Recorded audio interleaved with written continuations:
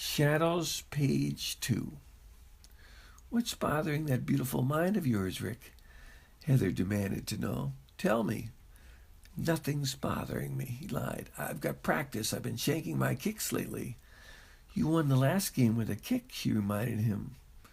A 43-yard field goal. Will I see you afterward? You'll see me, he added, but I've got some business to attend to after practice. He grabbed his books and his football gear. We are still an item, aren't we? Heather persisted. I hate that word, he grimaced. I'll see you. At practice, the shadows from the grandstand were longer than he had ever seen them. His place kicks kept hooking left, and he couldn't seem to get any loft on them. Trey Williams, his holder, stared back at him, asked, What's wrong? Nothing's wrong.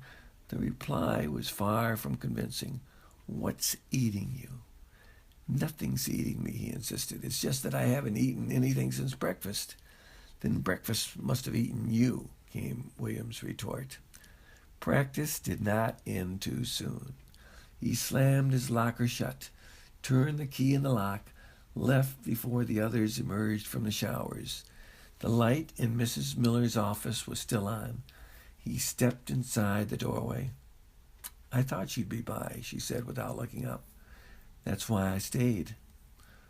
Don't send my essay to the paper. His voice sounded choked. Why? She finally looked up. It was the best essay, one of the best I've ever had.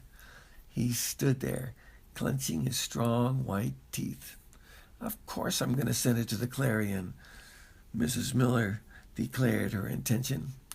His own silence was suffocating him. Suddenly he blurted, I didn't write it. Don't send it with my name on it.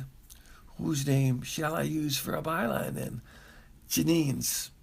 Janine Perry's, he said simply.